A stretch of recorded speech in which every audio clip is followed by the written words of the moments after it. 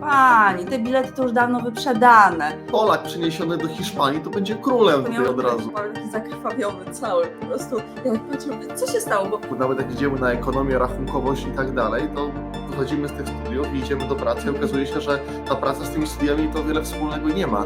dlatego wszystko się składa tak, żeby w ciągu dnia rzeczywiście pojawił się ten czas. I leci się do Hiszpanii, to jest od razu, wysiada się, jest fajnie, ciepło, pięknie. Ale pani to ma szczęście. Dzisiaj biznes się nie rozwija, tylko stoi, umiera. Takie mamy możliwości, ale my skupiamy się na tym zawsze, czego nie mamy. Nikt nas nie uczy tego, jak stworzyć związek, jak poradzić sobie ze swoimi emocjami. Że jak coś mamy, to tego nie doceniamy. Doceniamy coś dopiero w momencie, kiedy to stracimy.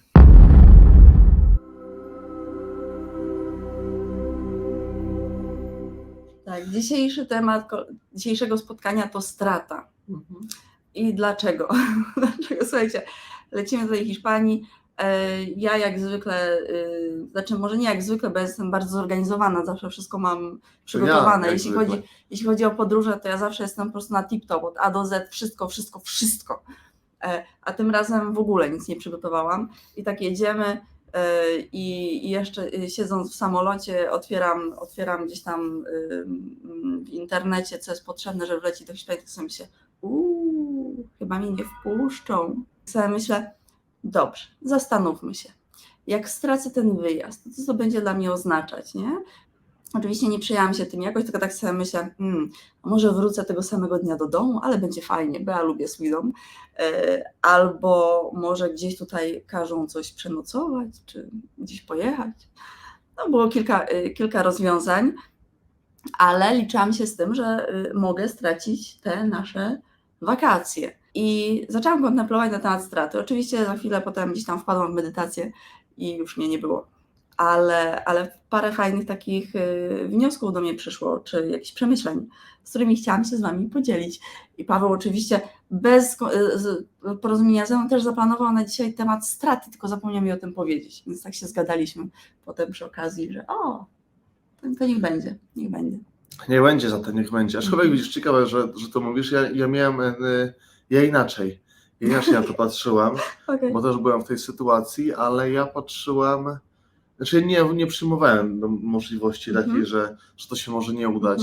Ja mam inaczej, stwierdziłem po prostu, że na pewno, wiecie, jest sposobów różnych na osiągnięcie różnych celów, tak? Znaczy może inaczej, osiągnięcie jednego konkretnego celu, jest bardzo wiele różnych sposobów, więc ja stwierdziłem, że jak nie tak, to inaczej na pewno będziemy tu, gdzie jesteśmy. Nie wiedziałem, jak to się wydarzy, ale to jest, wiecie, to jest na pewne, że i tak będziemy. To nie podlegało żadnej tutaj dyskusji. No i czy takim sposobem, czy takim? Ja sobie zrobiłam medytację z manifestacją. Manifestacja była krótka, była konkretna. Wjeżdżamy. No i wjechaliśmy rzeczywiście. To jest dobry case na zasadzie cokolwiek działa. Cokolwiek działa. Ale o szczegółach nie będziemy mówić. Tak, jak na Was działa medytacja, to robicie medytację z manifestacją, jak macie takie przekonanie, że po prostu tak będzie, to tak będzie, a jeżeli jeszcze coś potrzebujecie, zrobić dodatkowego, jakiegoś narzędzia użyć, no to po prostu cokolwiek działa. To jest tak, to jest dobry schemat. Tak, ja mam takie przekonanie, też być może dzięki medytacji, mam takie przekonanie, że zawsze mam szczęście w podróży, ale jeszcze Wam powiem, dawno nie jeździłam pociągiem i stwierdziłam, że no dobra, no to jadę pociągiem. Zapakowałam się, poszłam na dworzec i nie kupiłam biletu przez internet, tylko stwierdziłam, że zrobię to w okienku, tak oldschoolowo. Podchodzę do okienka, pani w kasie do mnie tak na mnie patrzy i mówi, pani, te bilety to już dawno wyprzedane. Ja tak stoję i tak patrzę na nią i absolutnie nie miałam żadnych myśli w głowie, znaczy nie takich jakichś głośnych, z którymi mogłabym sobie podyskutować, tylko tak na nią patrzył, się uśmiechał, ona mówi, ale sprawdzę. No i wpisuję tam w komputerze trasę i robi taką minę. Ale dosłownie taka mina była. I ja tak, czy coś się stało? Co tam pani widzi? A ona, to jest niemożliwe, ale właśnie teraz zwolnił się jeden bilet. I ja, to fajnie, to biorę. A ona, ale pani to ma szczęście. Więc... Gdzieś jej to, pani ma szczęście, że ten bilet się zwolnił, a nie ja. No i to było, ja bym tak powiedział. Nie, więc no wtedy podziękowałam, mówię, ale fajnie, no to jedziemy. Myślę, że tak, ten biznes zwany waszym życiem, gdzie trzeba tutaj pracować nad wieloma aspektami. To jest prawdziwe przedsiębiorstwo nasze życie, bo z jednej strony mamy relacje, czyli mamy swoją rodzinę, którą trzeba nimi zarządzać, z drugiej strony mamy swoją pracę. Jak jesteście przedsiębiorcami, to wiecie, czym to się wiąże, jak nie, to i tak macie dużo pracy. Trzeci aspekt to może być zdrowie, czyli ten czas, który poświęcamy też tylko zdrowie fizyczne, można powiedzieć, i psychiczne, to można by jeszcze podzielić, ale ten czas, gdzie chcemy też go wygospodarować tylko dla siebie, więc jest tu czym zarządzać. I pytanie, wy zresztą o tym doskonale wiecie, że tam, gdzie kierujecie swoją energię, tam zasilacie ten kawałek tortu, i tutaj każdy tego kawałka tortu od was potrzebuje i wy też przede wszystkim potrzebujecie tego czasu dla siebie. Myślę, że ten nasz kawałek tortu jest z reguły najbardziej zaniedbany, bo z reguły zajmujemy się wszystkimi tymi kawałkami tortu, które głośniej krzyczą, żeby się nimi zająć i zaopiekować. Ten nasz kawałeczek tortu to jest taki mniejszy, jest bardziej nieśmiały i mniej zabiega o uwagę, ale to nie znaczy, że jest mniej ważny. Czyli tak, to jest ten model zarządzania biznesem zwanym życiem, w tym bardzo właśnie medytacja może pomóc. Tak. Ja nie powiem, że pomaga, ale bardzo może pomóc przede wszystkim jakość tego naszego dnia, czasu, który poświęcamy na pewne rzeczy, może dużo rzeczy przyspieszyć. Wtedy nagle okazuje się, że mamy więcej czasu i dla siebie, i dla innych, a to jest bezcenne. Tak. Justyna i Robert potem też jeszcze napisał, że aż się dziwię, że jestem tak zdyscyplinowana i że wychodzą 2 razy dziennie. Słuchajcie, to się samo naturalnie dzieje. Wasz system energetyczny aż dąży do tego, dlaczego, bo ma korzyści, bo dostaje coś, czego się nie da opisać, coś, czego się nie da wycenić, coś, czego się nie da zastąpić. Dlatego wszystko się składa tak, żeby w ciągu dnia rzeczywiście pojawił się ten czas. Jeżeli wam się to samo już składa, sama ta dyscyplina się wprowadziła, to właśnie jesteście w tym ciągu tych potężnych korzyści. Jeśli nie macie jeszcze tej dyscypliny, bo domyślam się, że mogą być jeszcze jakieś osoby, które gdzieś tam trochę negocjują ze swoim czasem, nie martwcie się, to za chwilę przyjdzie. Bo jak poczujecie po prostu powiew tego wszystkiego, co przychodzi wraz z tą drugą medytacją, to nie przestaniecie. To tak działa. Paweł powiedział tutaj fajne te rzeczy właśnie o tym, jakim wielkim przedsięwzięciem jest nasze życie. Nikt nas nie uczy tego, jak stworzyć związek, jak poradzić sobie ze swoimi emocjami, jak umieć się odstresować, jak manifestować różne rzeczy, jak wychowywać dzieci, jak budować relacje z innymi ludźmi. Tego nas w ogóle nie uczą, a to są rzeczy, które decydują o jakości naszego życia. To jak my zarządzamy swoimi emocjami, jak układa się nasza intymna relacja i jak układa się nasza rodzinna relacja. Nikt nas tego nie uczy. To jest najważniejsza rzecz na świecie, bo bez tego jesteśmy po prostu szczerze nieszczęśliwi, jeśli to nam się nie układa. I żadne pieniądze tego nie zastąpią, to zdrowie tego nie zastąpi, podróże nie zastąpią, nic tego nie zastąpi. Nie? Więc to jest ciekawe. Uczymy się matematyki, fizyki, chemii, super, fajne rzeczy, ale mało życiowo przydatne. Właściwie w ogóle życiowo nieprzydatne. To jest w ogóle fantastyczne, jak my sobie świetnie radzimy z tego, co Magda mówiła, to faktycznie my nie jesteśmy nauczeni niczego w naszym życiu robić, absolutnie niczego, ale nie jesteśmy uczeni przede wszystkim, jak zarządzać sobą, jak zarządzać czasem, jak zarządzać swoją firmą, jak zarządzać swoimi relacjami, jak czymkolwiek. W ogóle nie jesteśmy niczego uczeni tego, co jest tak naprawdę przydatne. Jesteśmy uczeni tego, czego w żaden sposób nie możemy wykorzystać. Myślę, że tak, jakbyście teraz sięgnęli do na przykład podstawówki, liceum, nawet pod kątem studiów, najczęściej te studia nasze to może tam, chyba że jesteście lekarzem czy prawnikiem, no to powiecie, no w tym wypadku jednak przydały mi się, ale jednak w większości przypadków, nawet jak idziemy na ekonomię, rachunkowość i tak dalej, to wychodzimy z tych studiów i idziemy do pracy i okazuje się, że ta praca z tymi studiami to wiele wspólnego nie ma. Więc chciałem wam od razu na wstępie pogratulować, że sobie świetnie radzicie, mimo że nikt was do niczego nie przygotował, sami siebie przygotowaliście i mamy tą umiejętność, szczególnie jako naród nasz. W Polsce to jest taka dosyć ciężka energia, że nie mamy łatwo, nie mamy łatwo u nas w kraju, że leci się do takiej Hiszpanii, tu jest od razu, wysiada się, jest fajnie, ciepło, pięknie, inni ludzie są uśmiechnięci i tak dalej, ale mimo wszystko ten gen, można powiedzieć, może nie gen, ale ta świadomość tego jednak takiego bycia przedsiębiorczym w swoim życiu, ale tak w tych 4 Takiej aspektach. kombinatoryce. Takiej trochę kombinatoryce, że jednak kurczę, my wszyscy, mimo wszystko jako Polacy mamy dużo łatwiej, bo jesteśmy gdzieś tam nauczeni sobie świetnie w tych trudnych warunkach radzić. Myślę, że u nas jest, mamy bardzo dużą tą tolerancję na zmieniające się warunki. Polacy jak nikt umieją się dostosować do danej sytuacji, a to jest kluczowa umiejętność w jakimkolwiek aspekcie waszego życia. Ta umiejętność dostosowania się i przystosowania się takim cały czas, wiecie, my chodzimy tak często na tym ostrzu noża, ale jak coś się zmienia, to my szybko potrafimy sobie przeskoczyć tutaj cyk, cyk, cyk i jest dobrze. I tak dzisiaj nawet z Magdą siedzieliśmy sobie w knajpce, jedliśmy sobie pyszne tutaj różne rzeczy i właśnie poruszyliśmy ten temat i mówię, kurczę, jednak taki Polak przeniesiony do Hiszpanii to będzie królem tutaj od razu. Będzie miał raj. Nie to, że jest dużo bardziej energetycznie sprzyjająco warunki i wszystko i tak dalej, jest po prostu przyjemniej i ładniej, to z tą naszą świadomością tego, co my możemy zrobić, z tym, jak my jesteśmy nastawieni jednak do tego, żeby pracować, że można. Powiedzcie coś, że się nie da zrobić i dajcie nam Polaka, to on to zrobi po prostu. Więc pod tym względem, jak zaczniemy tak patrzeć na siebie jako na Polaków, to będzie nam po prostu dużo łatwiej, że niekoniecznie jesteśmy zawsze tymi najgorszymi, najgłupszymi, gdzie większość krajów tak nas postrzega, a my chętnie też z tej strony lubimy się pokazywać. Taki mały syndrom takiego troszkę porzuconego, niezaopiekowanego dziecka, który potem jest nieśmiały i uważany przez wszystkich za gorszego. Ja tak trochę zboczę z tematu i za chwilę do niego wrócę, bo Klaudia napisała coś ciekawego. Po prostu postaram się reagować na bieżąco, bo potem zapominamy o tych komentarzach.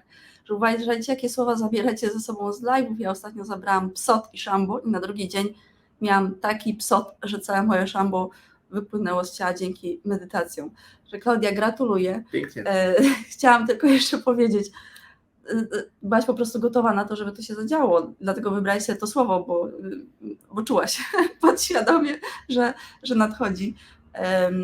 Tak jest przy prawdziwej medytacji, nie przy mindfulnessie. Mindfulness to jest fajny spacer, ale medytacja to jest potężna droga, którą się wykonuje. Mindfulness to jest taki spacer, gdzie wychodzimy do lasu, jest przyjemnie i wracamy do domu, czyli wracamy do swoich emocji, do swoich wzorów myślenia, do swoich wzorów podświadomych, do wszystkiego, co nagromadziliśmy przez całe nasze życie, a medytacja to jest podróż z plecakiem, daleka, właśnie nie z plecakiem, bo to jest bardzo szybka podróż. U Klaudii to był 1 dzień, kiedy się detoks zadział, ale to jest daleka podróż, gdzie się już nie wraca do domu. Ten dom się przenosi zupełnie gdzie indziej, więc detoks się zawsze musi zadziać. Gratuluję, super. Już masz z głowy. Dobry temat też na dzisiaj, żeby nie mieć tej poczucia straty, cokolwiek się nie wydarzy, bo to jest... No bo co w najgorszym wypadku, nawet gdybyśmy tutaj nie dotarli, no to byśmy tutaj nie dotarli i świat dalej się toczy, nic się nie dzieje. Pamiętajcie, standardowe pytanie, co jest w tym dobrego, czego jeszcze nie widzę. Słuchajcie, ostatnio w ogóle niesamowita rzecz, skontuzjowałem sobie rękę. Mówię, co? Mówię, ja, dlaczego, nie było dlaczego oczywiście, ale mówię niesamowite, mówię. Znaczy tak skontuzjował, że ja przerwałam sesję tego dnia, nie? Poleciałam ratować Pawła. Znaczy to było tak, ja wysłałem zdjęcie Magdy, bo słuchajcie, zrobiłem sobie dziurę w ręce, zrobiłem. Takie doświadczenie niesamowite. Dziurę w skórze. Ogólnie nie polecam, nie polecam, ale to było ciekawe doświadczenie. Moja pierwsza reakcja na to było, mówię, tak entuzjastycznie tego patrzę, mówię, nieźle, mówię, co chce mi to pokazać? Mówię, co to jest w tym dobrego, czego jeszcze nie widzę, bo ja tak na każde tego typu doświadczenie reaguję. Mówię, podzielę się z tym z wami, bo to jest ciekawy przypadek, jak to rzeczy w różny sposób się z nami chcą skomunikować. Więc Jak ciało też chce się skomunikować. tak, tu mam, popatrzcie, mam sobie profesjonalny opatrunek. Wygląda malutko już, na malutkie, ale dziura była zacna. Znaczy to jest tak, ta dziura nadawała się na szycie, ale że akurat to była godzina, dochodziła godzina 18, a ja o 20 musiałem być w Warszawie, więc mówię, no nie mogę jechać teraz do szpitala, zrobię to sobie po prostu innymi sposobami i użyłem różnych takich technik, które też my często polecamy. Tak, wschodnich. Tak, żeby mówię, przecież to na pewno może się zrosnąć w inny sposób i na pewno nie jest aż tak źle. I faktycznie za 2 godziny, może 2,5 byłem w Warszawie, dojechałem samemu samochodem i tak dalej. I dzisiaj już jest całkiem okej, mimo że minęło od tego czasu 3 dni, to faktycznie już tutaj wszystko jest okej. Wszystko jest okej, ale sam przypadek był ten, to było niesamowite i co to do czego to doprowadziło? Bo od razu w pierwszej kolejności jest u mnie jest takie myślenie, właśnie było na zasadzie, że zacząłem się z tego śmiać. Mówię, to niesamowita historia. Mówię, myślałem, że takie rzeczy już się po prostu nie wydarzają, ale to jest takie, właśnie to pokazuje, że takie sytuacje też się przydarzają każdemu, wszystkim i zawsze się będą przydarzały. Kwestią jest tylko tego, jak my na nie będziemy reagowali. Jak się będziemy z tym komunikować, bo pamiętajcie, dopóki jesteście w ciele fizycznym, dopóki macie umysł, to będziecie myśleć, będziecie też mieć gonitwy myśli, będziecie mieć różnego rodzaju doświadczenia, jak złamana noga, czy dziura w ręce, czy cokolwiek innego. To jest częścią tego doświadczenia. Nie da się bez tego przeżyć. I ja często słyszę, zwłaszcza przy okazji tej medytacji, ale jak mam przestać myśleć, mam gonitwę myśli i tak dalej. Mówię, ciesz się, że masz gonitwę myśli, trzeba się nauczyć z tym komunikować. I między innymi też przy tych medytacjach się tego uczyliśmy. W pierwszej chwili nie da się tego wyłączyć, to jest część twojego życia i trzeba się cieszyć, że to jest, bo to znaczy, że wszystko działa. Tylko jeżeli umiesz z tym rozmawiać, rozumiesz, skąd się to pojawia, rozumiesz, jak na to zareagować i to się staje twoim przyjacielem, a nie wrogiem, to wtedy ci służy. Bo jak z czymś chcesz walczyć, chcesz się czegoś pozbyć, to będzie głośniejsze, silniejsze, mocniejsze. Dlaczego? Żeby zwrócić na siebie uwagę, powiedzieć, otrząśnij się wreszcie, babo, po prostu ja chcę ci coś pokazać, chcę ci coś powiedzieć. Dopóki nie zrozumiesz, będę gonitwą myśli, będę bolącą nogą, będę zwolnieniem z pracy, będę jakiegoś innego rodzaju nieszczęściem. Dopóki nie zrozumiesz, co chcę ci w ten sposób przekazać. W pierwszej kolejności u mnie pojawiła się wdzięczność, mówię, że się nie zabiłem na przykład. Mówię, fajnie, spoko, żyję dalej. Niewiele zabrakło, bo gdyby to w inną stronę poszło, no to mogło skończyć się dużo gorzej. Ja mogłem sobie na rękę złamać, wiele rzeczy mogłoby się wydarzyć, a tylko sobie zrobiłem w niej dziurę, więc mówię, nie jest najgorzej. Nie jest najgorzej. Magda akurat wtedy właśnie sesję prowadziła i mówię, poradzę sobie z tym problemem sam, mówię, jakoś tam, zacznę się jeszcze, więc się pakować, bo się muszę pakować, już nie będę się na tym skupiał i bardziej zostawiłem ten temat tej ręki, zrobiłem sobie taką pierwszą pomoc i tylko Magdzie wysłałem zdjęcie tej mojej ręki. Jak wysłałem zdjęcie, to Magda nagle wyskoczyła z pokoju. Tak to wyglądało. Nie będę wam tego zdjęcia pokazywał, no bo jest za wcześnie na tego typu rzeczy. Byłam w swoim gabinecie, tak wyskakuje, a Paweł taki zakrwawiony cały, po prostu. Ja tak patrzę, co się stało, bo z przodu nie widziałam żadnej rany, ale krew była, nie, na ciele. Paweł taki wesoły, odwraca się i wtedy zobaczyłam. Tak, ale słuchajcie, potem mówię, musiałem się pakować, musiałem jeszcze do tej Warszawy dojechać i w czasie drogi do Warszawy miałem trochę więcej czasu, żeby sobie pomyśleć i dotarło do mnie, mówię, po co też, co jest w tym dobrego, tak? I mówię, w pierwszej kolejności przekażę to wam, mówię, jeżeli coś dobrego ma z tego wyniknąć, to niech będzie z tego miało to jakiś morał, jakieś przesłanie. I to było to, że jak coś mamy, to tego nie doceniamy. Doceniamy coś dopiero w momencie, kiedy to stracimy. I nawet nie wiecie, ile rzeczy może robić ręka sprawna, a ile rzeczy nie jesteście w stanie sobie zrobić, jak nie macie sprawnej ręki. U mnie ta ręka była sprawna, ale była przez większość weekendu taka prosta, bo akurat mam rozcięcie na zgięciu, znaczy miałem, bo teraz już mogę zginać. Ale machasz, znaczy ja bym jeszcze nie machała. Jest okej, nie mogłem w ogóle zginać, bo miałem centralnie na łokciu rozcięcie, więc musiałem mieć ją prostą, więc ubieranie się, kierowanie samochodem, zawiązanie butów, ukrojenie sobie kanapki, no cuda nie widzę po prostu, ile rzeczy nagle przestajemy być możliwe. Znaczy, tak jeszcze fajnie miałeś, bo obie dłonie były sprawne, nie? Bo jak na przykład ktoś ma unieruchomioną całą rękę, albo gips, no nie? wiesz, Założony. tak, ale są też ludzie bez rąk i też sobie świetnie radzą. Właśnie. Ale to jest ten koncept. Mamy tak dużo rzeczy, takie mamy możliwości, ale my skupiamy się na tym zawsze, czego nie mamy. I to jest ta nasza ślepa uliczka, z której często nie potrafimy wyjść. I dopóki kiedy coś nie zostanie nam odebrane, Tak. to dopiero widzimy, że kurczę, jednak no myślę, że mało kto z Was budzi się ze świadomością i mówił: obudziłem się, mam ręce, nogi, mogę chodzić, fajnie. No nie, albo budzi się, że ma dach nad głową, albo że budzi się, otwiera lodówkę i że ma co jeść. Mało kto tak myśli. Myślę, że już jeżeli chodzi o dach nad głową czy jedzenie, to myślę, że parę z Was może mieć to w swoim dzienniku wdzięczności, czy jak to nazywacie, ale ogólnie rzeczy, do których jesteśmy przyzwyczajeni, a my się przyzwyczajamy bardzo szybko do wszystkiego. I im bardziej nasz status wzrasta, to też się potrafimy do tego do tego wyższego statusu też szybko przyzwyczajać i to się staje naszą nową normalnością. Ciągle chcemy więcej i więcej. Nowy dom, większy, szerszy, lepsze wakacje. Już nie wystarcza nam wyjazd, weekend gdzieś tam pod miasto, tylko za granicę, może Malediwy, może na Marsa polecimy niedługo i tak dalej. Ciągle jest ciągle więcej, a zapominamy o tym, jak tak naprawdę dużo już mamy. I to było taki pierwszy pstryk u mnie w głowie, że kurczę, muszę się z tym podzielić, skoro takie rzeczy już się pojawiają, a tak mówię, to dosyć szybko się rozeszło po kościach.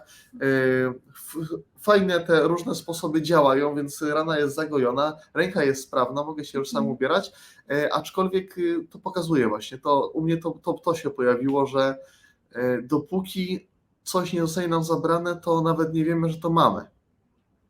Traktujemy to jako normę i to jest też z drugiej strony to jest to poczucie straty, do którego dzisiaj nawiązywaliśmy. Możemy się skupić na tym, czego nie mamy. Możemy się skupić na tym, jak coś nam odebrano, to nagle widzieliśmy, że coś to jednak to mieliśmy, ale teraz mamy poczucie straty. Ale zawsze to jest skoncentrowanie energii, można powiedzieć, nie w tym kierunku, w którym my byśmy chcieli. I kiedy też zaczniemy skupiać się na tym, bo ostatecznie to, co my pragniemy, czyli to pragniemy najczęściej, jest kilka podstawowych pragnień mamy, tak? Pragniemy lepszych relacji, pragniemy lepszych pieniędzy, pragniemy lepszej pracy, to się wiąże, że pragniemy więcej pieniędzy ostatecznie, pragniemy odnaleźć spełnienie w życiu i tak dalej, ale koniec końców za tym wszystkim stoi jakieś poczucie nasze, samopoczucie. Najczęściej to jest to poczucie radości w życiu, poczucie szczęścia i tak dalej. I to jest ten główny koncept, który się za tym wszystkim ukrywa. A wszystkie te inne rzeczy to są to są pośrednicy, to są pojazdy do tego naszego ostatecznego, upragnionego celu. A gdybyśmy odwrócili tą historię i zobaczyli, że tak naprawdę wszystko, co jest nam potrzebne, żeby być szczęśliwym, spełnionym, radosnym na co dzień już mamy, czyli już robimy to teraz, już wszystko jest to teraz i nie musimy nic więcej mieć, to wtedy nagle otwiera się ta przestrzeń cudów tak zwanych, przestrzeń jeszcze większego spektrum szczęścia, jeszcze większego spektrum radości, gdzie będziemy mogli doświadczać w większej ilości tych rzeczy, ale najpierw musimy zobaczyć, że w ogóle one są. Bo jak my ich nie widzimy, jak my nie zauważamy tego, że mamy dwie sprawne ręce na co dzień, no to dopiero kiedy na kilka dni stracimy możliwość korzystania z nich, z tych zasobów wspaniałych, to dopiero wtedy się reflektujemy, że mówimy, no to jednak to one się przydają na co dzień i wystarczy, że w sumie mamy dwie sprawne nogi, dwie sprawne ręce i to już jest level szczęścia może być taki. To już można powiedzieć, czuję się spełniony w życiu, jestem sprawny. Ale to też przychodzi z czasem, im większa nasza świadomość, bo oczywiście my możemy tworzyć te dzienniki wdzięczności, one są super, jeśli je tworzycie, to je twórzcie dalej. Na początku to jest tak, że zapisujemy, tak? Jestem wdzięczny za to, że mam nogi, jestem wdzięczny za to, że mam ręce i tak dalej. ale w pewnym momencie przychodzi takie poczucie, że nie trzeba tego pisać, bo jest się tymi nogami, jest się tymi rękoma i wchodzimy w poczucie wdzięczności. Tego Wam życzę, żebyście weszli w poczucie, a nie w zapisywanie tylko. U każdego zajmie to jakby inną drogę, kiedy to poczucie nadejdzie, ale nadejdzie. Oczywiście, jeżeli się rozwijacie, dzisiaj też taki fajny cytat na ścianie znaleźliśmy, że jak to było, że progress is... Tak, reklama, to jest tak, to jest bardzo, bardzo fajne hasło, to jest bardzo fajne hasło. Znajdźmy je. Tak, progress is never done. Tak, progress is never done. Tak samo z naszym rozwojem. To jest nieskończona praca, ale to jest bardzo Tak. przyjemne zajęcie. To nie jest tak, że raz zrobimy medytację, ona nam wystarczy na całe życie, tak? To jest proces na całe życie. To nie jest tak, że raz pójdziemy spotkać się, czy na szkoleniu, czy na warsztatach, czy w jakiejś grupie, gdzie sobie porozmawiamy o sobie, o tym, co wiemy o sobie, o świecie, o zasadach rządzących światem i tak dalej. I to jest raz na całe życie.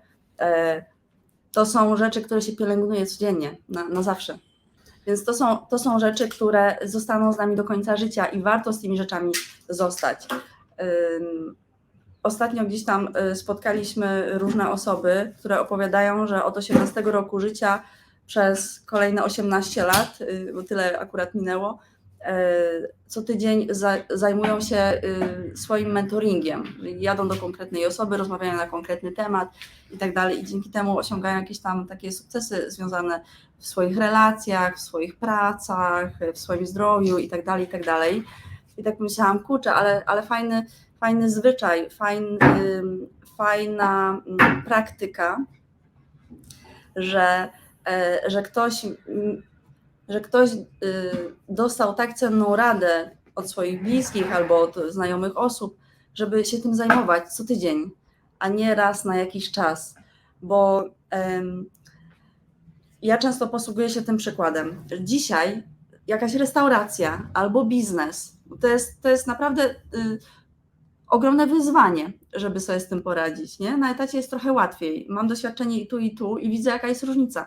Na etacie jest łatwiej, bo nas nie interesuje nas wiele rzeczy, tylko przychodzimy, robimy i spełniamy swoją odpowiedzialność, wykonujemy rzeczy, które są nam powierzone i to jest duża odpowiedzialność, ale nie zajmujemy się innymi sprawami. Jeżeli my nie zajmujemy się naszym związkiem, jeszcze raz opowiem, związek najważniejsza rzecz. Jak tam nie jest poukładane, to nigdzie nie jest poukładane. Nie? Oczywiście ten związek najpierw zaczynamy od związku ze sobą, a potem ten związek najbliższy, czyli z partnerem, z partnerką i z dziećmi, tak? Jeśli są. Więc chociaż związek z partnerem, z partnerką jest numer 1, dzieci są potem. To pamiętajcie o tym. Jak nie macie poukładane w relacjach partnerskich, to z dziećmi też będzie trudniej. Dobra, nie mówię o tych takich... Do brzegu, bo ja w tym czasie ustawiłem lampę, włączyłem światło, przeszedłem się, zjadłem kolację, wyszedłem na miasto, wracam, a Magda ciągle mówi. Jeśli... Tak, progress is never ending, czy tak? Nie. Jeszcze się zapomniałam już. Musisz się tego nauczyć. Progress is never done, czyli progres nigdy się nie kończy.